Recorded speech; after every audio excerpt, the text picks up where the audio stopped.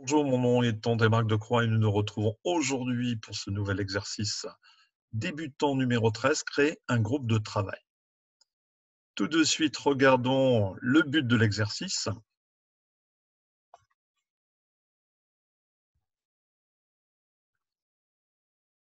Alors, voici l'exercice qui, je vous rappelle, est téléchargeable sur la chaîne YouTube André Marc Decroix sous la vidéo.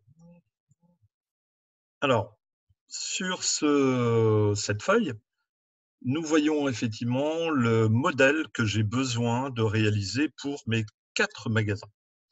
J'ai 4 magasins, un dans le nord, un dans le sud, un dans l'est, un dans l'ouest. Je voudrais donc que chacun me donne chaque trimestre les résultats de son magasin et ainsi que je puisse, pour chaque feuille, réaliser le total et ensuite sur les 4 feuilles que je rajouterai ici dans mon classeur, que je rajouterai donc une 5e feuille qui me servira à faire le total des 4 magasins. Alors, soit effectivement, je peux, à partir du modèle, faire des copies de feuilles 5 fois, travail un peu long et on va essayer de réduire ça. Donc, je peux effectivement partir et déplacer ou copier le tableau donc sur une nouvelle feuille. Donc, ça, c'est la solution 1 que peut-être vous connaissez déjà.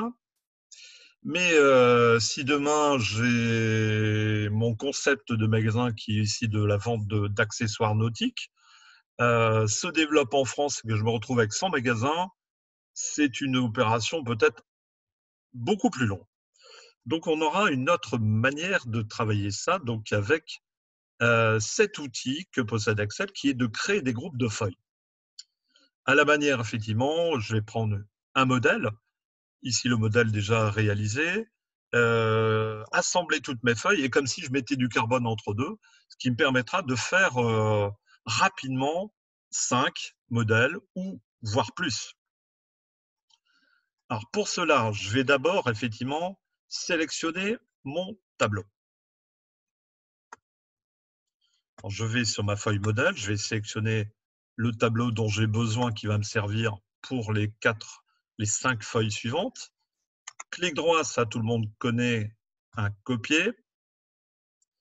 Je vais ensuite ouvrir 5 nouvelles feuilles vides. 1, 2, 3, ici avec le bouton plus pour ouvrir 5 feuilles nouvelles dont j'ai besoin. Ensuite, l'intérêt de ce tableau, il va être effectivement d'assembler les feuilles. Alors, comment assembler les feuilles? Alors, je vais d'abord me rendre sur la feuille 1, la sélectionner. Vous voyez qu'elle est, une fois sélectionnée, elle est en surbrillance blanche. Je vais me rendre vers la feuille 5 et au lieu de cliquer directement, pour assembler les feuilles, je vais d'abord appuyer sur le bouton Shift de mon clavier.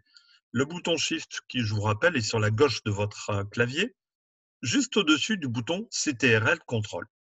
Donc, je tiens le bouton Shift, là, je clique sur la 5e feuille. Et vous voyez maintenant, pour pouvoir assembler les feuilles et donc de produire, on va dire, un papier carbone entre deux.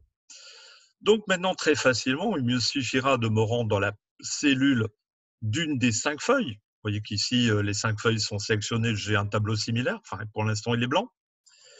Et là, je vais donc faire un coller et donc réaliser ainsi un assemblage très rapide. Je vais écarter un petit peu.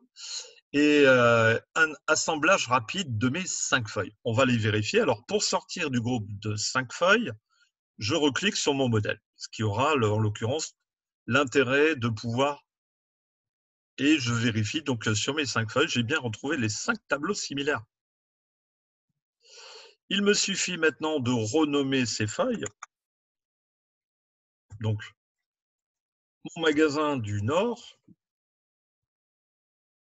le 2e magasin dans le Sud, donc on va l'appeler Sud, le 3e à l'Est, et le 5e, l'Ouest. Le 4e, l'Ouest. La 5e feuille, on l'a dit, me servira à la consolidation, faire en fin de compte des taux.